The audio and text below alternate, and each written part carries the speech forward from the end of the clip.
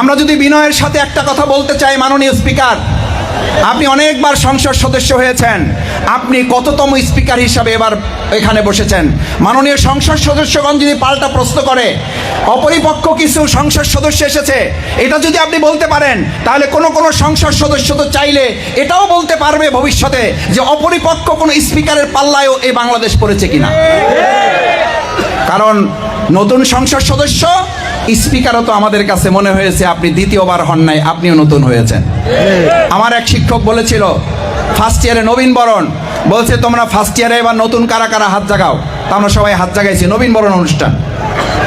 এবার উনি হাত জাগাবার বলছে এই পৃথিবীতে তোমরা প্রথম কে কে আসছো। তা আমরা একটু অবাক হয়েছি যে প্রথম আসছে কারা, তাহলে পরের প্রশ্ন তো হবে দ্বিতীয়বার আসছে কারা, এটা জিজ্ঞেস করবে। বলছে পৃথিবীতে প্রথম কারা আসছো তারা হাত জাগাও। তা আমরা সবাই হাত জাগাইছি, আমরা তো প্রথম, এর আগে তো আর কোনোদিন আসি নাই। তখন উনি একটা গুরুত্বপূর্ণ প্রশ্ন করেছেন, যদি এইটা ঠিক হয়ে থাকে তাহলে নবীন কিসের? বিশ্ববিদ্যালয়ে ভর্তি হয়েছে, এখন থেকে তোমাকে মনে করতে হবে এই বিশ্ববিদ্যালয়ে তুমি ছাত্র না, এই বিশ্ববিদ্যালয়ে একশো তুমি ভাইস চ্যান্সেলর হওয়ার যোগ্যতা তুমি অর্জন করতে পারবা, এই সাহসী তোমাকে চলতে হবে। সুতরাং নতুন পুরাণের বক্তব্য এর আগে আমরা শুনেছি, হাঁটুর বয়সী ছেলেরা কি করতে পারে? হাঁটুর বয়সের ছেলেরাই তো ফ্যাসিবাদ মুক্ত বাংলাদেশ দিয়েছে। আজকে একই সুরে যদি আবার এই কথা বলা হয় অপরিপক্ক জাতীয় মাননীয় সংসদ সদস্য, এইটা সংসদ সদস্য না, এইটা দেশবাসী ভোটারদেরকে লাঞ্ছিত এবং তাদেরকে অপমানিত করা হয়।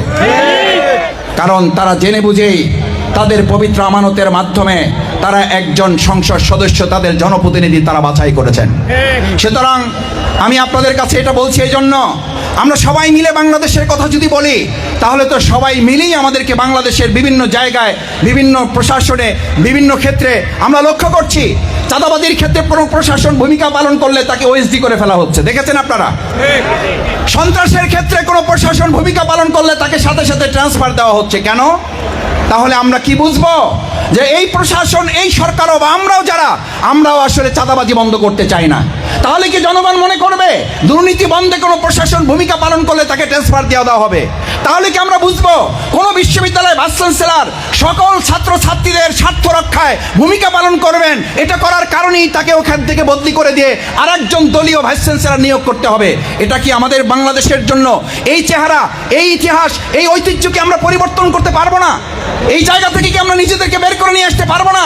এটার জন্যই তো বৈষম্যের বিরুদ্ধে তো আন্দোলন হলো 2024-এর জুলাই আগস্টে।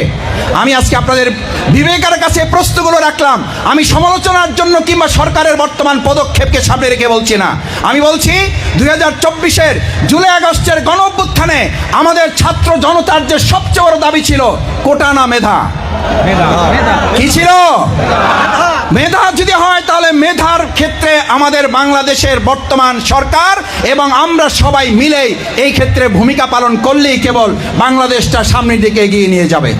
আমি আপনাদের কাছে আশা করি আসুন আমরা সবাই মিলে এরকম একটা সুন্দর বাংলাদেশ বিনির্মাণে আগামী দিনে পটুয়াখালী পৌরসভা সৎ, দক্ষ, যোগ্য নেতৃত্বের মাধ্যমে আমরা যদি আমাদের এই পটুয়াখালী পৌরসভাকে এগিয়ে নিয়ে যাওয়ার জন্য যদি আগামী দিনে আহ্বান জানাই, আপনাদের কাছ থেকে যদি আহ্বান জানাই, আপনাদের কাছে যদি এরকম কোনো দাওয়াত পৌঁছানো হয়, তাহলে আজকে রোজাদার ভাইদের কাছে একটু আবদার করতে চাই। একটা আবদার নিয়ে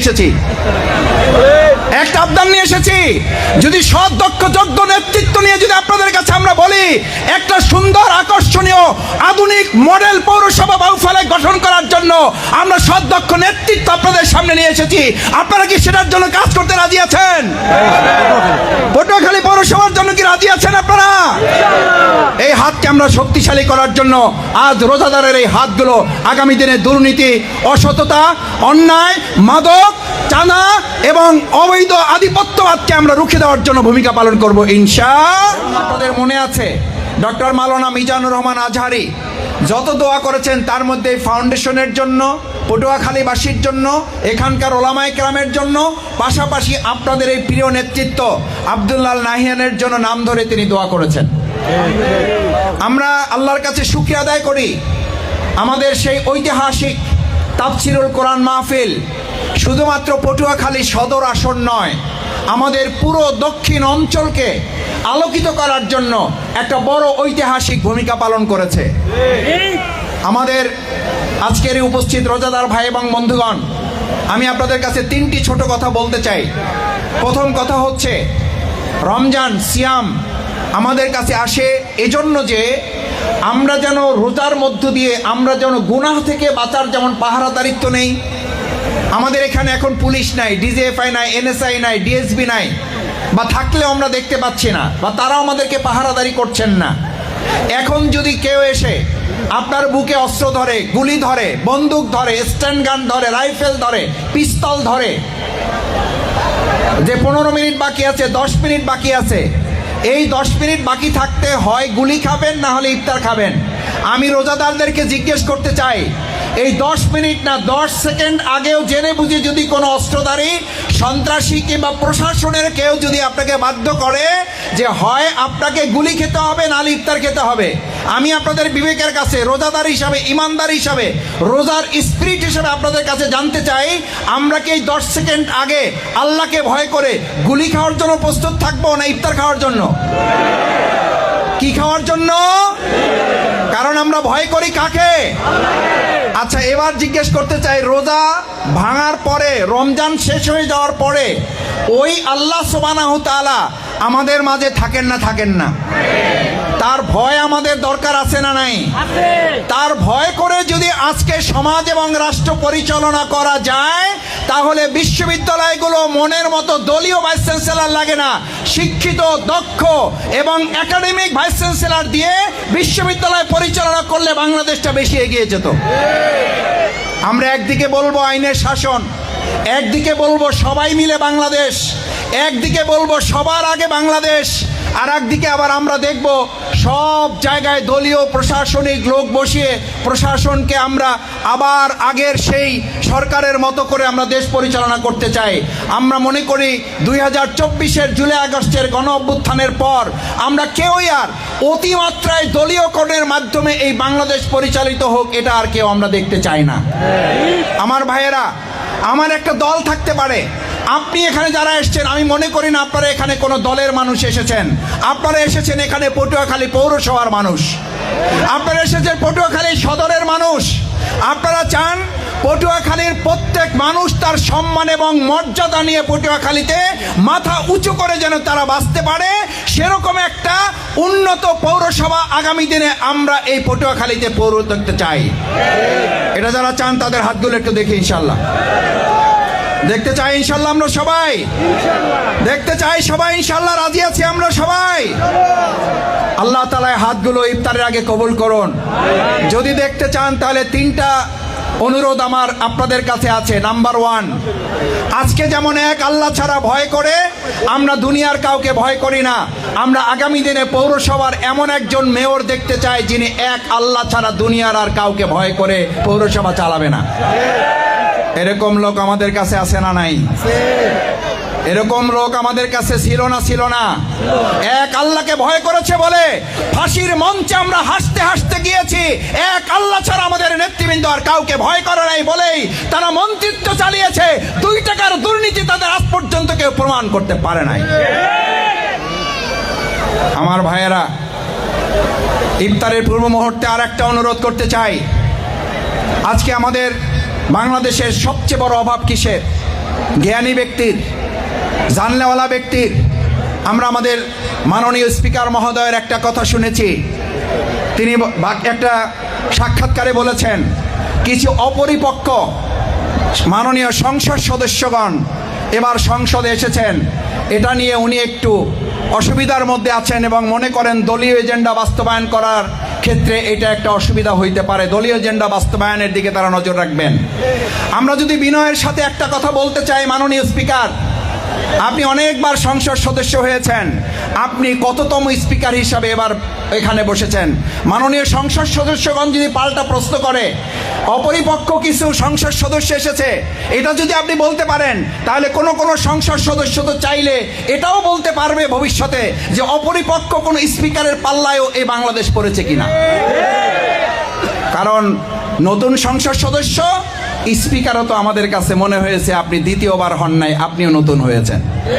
আমার এক শিক্ষক বলেছিল ফার্স্ট ইয়ারে নবীন বরণ, বলছে তোমরা ফার্স্ট ইয়ারে এবার নতুন কারা কারা হাত জাগাও।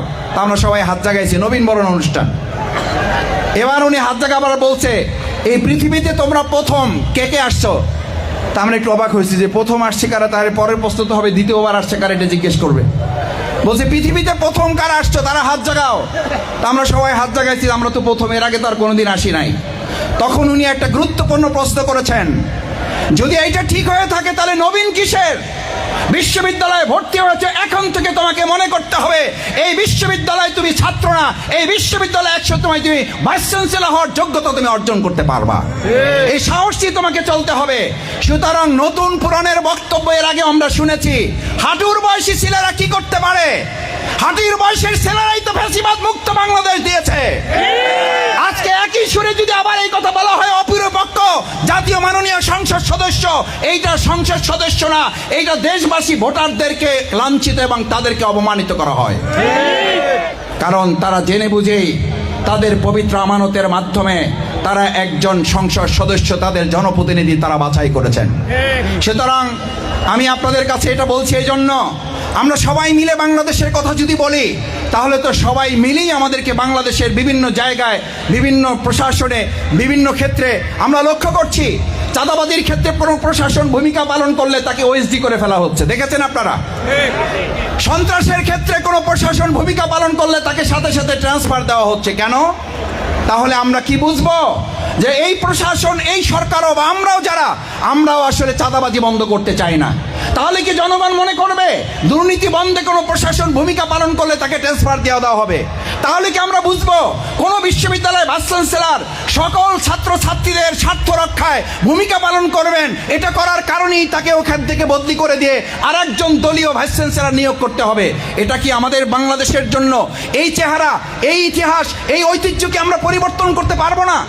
এই জায়গা থেকে কি আমরা নিজেদেরকে বের করে নিয়ে আসতে পারবো না? এটার জন্যই তো বৈষম্যের বিরুদ্ধে তো আন্দোলন হলো 2024-এর জুলাই আগস্টে। আমি আজকে আপনাদের বিবেকের কাছে প্রশ্নগুলো রাখলাম। আমি সমালোচনার জন্য কিংবা সরকারের বর্তমান পদক্ষেপকে সামনে রেখে বলছি না। আমি বলছি 2024-এর জুলাই আগস্টের গণ অভ্যুত্থানে আমাদের ছাত্র জনতার যে সবচেয়ে বড় দাবি ছিল কোটা না মেধা। কি ছিল?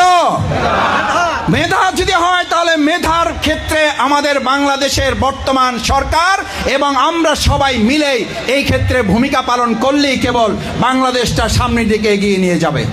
আমি আপনাদের কাছে আশা করি, শুন, রমজান শেষ হয়ে যাচ্ছে, আল্লাহর কাছে আমরা ক্ষমা চাই।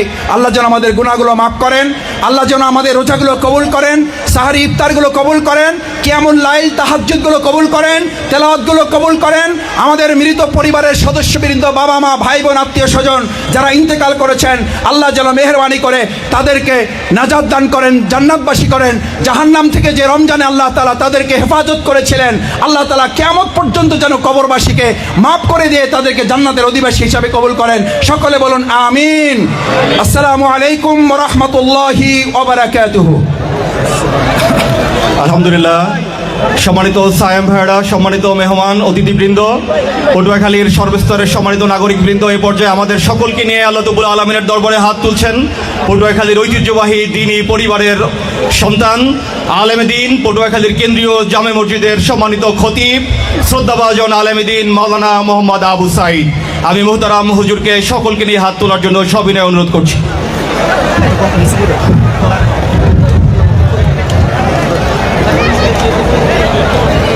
সকলে দুরূদ শরীফ পড়ি। আল্লাহুম্মা সাল্লি আলা মুহাম্মাদিন ওয়া আলা আলি মুহাম্মাদ কামা সাল্লাইতা আলা ইব্রাহিম ওয়া আলা আলি ইব্রাহিম ইন্নাকা হামিদুম মাজিদ। আল্লাহুম্মা বারিক আলা মুহাম্মাদিন ওয়া আলা আলি মুহাম্মাদ কামা বারাকতা আলা ইব্রাহিম ওয়া আলা আলি ইব্রাহিম ইন্নাকা حميد مجيد. أستغفر الله ربي من كل ذنب وأتوب إليه ولا حول ولا قوة إلا بالله العلي العظيم. اللهم آمين. ربنا ظلمنا أنفسنا وإن لم تغفر لنا وترحمنا لنكونن من الخاسرين. ربنا آتنا في الدنيا حسنة وفي الآخرة حسنة وقنا عذاب النار. أي غفور الرحيم ওয়েলফেয়ার ফাউন্ডেশন কর্তৃক আয়োজিত আজকে আলোচনা সভা ইফতার মাহফিলকে আপনি কবুল করে নিন। আরহামুর রাহিমিন ওয়েলফেয়ার ফাউন্ডেশন কর্তৃক এই ইফতার মাহফিলের প্রধান অতিথি ডক্টর শফিকুল ইসলাম মাসুদ এমপি মহোদয় সহ আমাদের সকলকে আপনি কবুল করে নিন। যে সমস্ত নেতৃবৃন্দ এখানে উপস্থিত হয়েছেন সকলকে আপনি কবুল করে নিন। ওয়েলফেয়ার ফাউন্ডেশন পটুয়াখালীর চেয়ারম্যান মহোদয় জনাব আবদুল্লাহ আল নাহিয়ানের এই পদক্ষেপকে, এই কার্যক্রমকে আপনি সুন্দরভাবে কবুল করে নিন। আরহামুর রাহিমিন, তিনি যে উদ্দেশ্য নিয়ে আজকে ইফতার মাহফিলের আয়োজন করেছেন তাদের দিনের সকল নেক আশাগুলো পূরণ করার তৌফিক দান করেন। পটুয়াখালীবাসীর উপর আপনার রহমত ও বরকত নাজিল করে দিন। বাংলাদেশের উপর আপনার বিপদ থেকে বাংলাদেশকে আপনি হেফাজতে রাখুন। আরহামুর রাহিমিন, যুদ্ধের কারণে যে বিপদ আসতেছে যুদ্ধকে থামানোর আপনি তৌফিক দান করেন। যুদ্ধের মাধ্যমে যেন বিপদগ্রস্ত না হই, যুদ্ধ বন্ধ হওয়ার তৌফিক দান করেন। সমস্ত বিপদ থেকে সকলকে হেফাজতে রাখুন। পটুয়াখালীবাসীর উপর আপনার রহমত ও বরকত নাজিল করে দিন। আরহামুর রাহিমিন, আবদুল্লাহ আল নাহিয়ান ভাইকে আপনি পটুয়াখালীর জন্য আপনি কবুল করে নিন। রব্বানা তাকাব্বাল মিন্না ইন্নাকা আনতাস সামিউল আলিম ওয়া তুব আলাইনা ইন্নাকা আনতাত তাওয়াবুর রহিম বিরহমাতিকা ইয়া আরহামার রাহিমিন।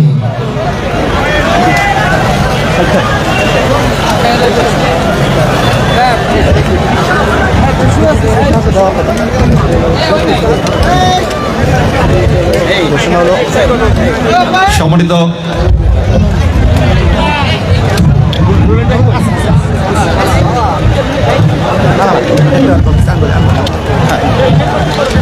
সম্মানিত রোজাদার ভাইরা, সম্মানিত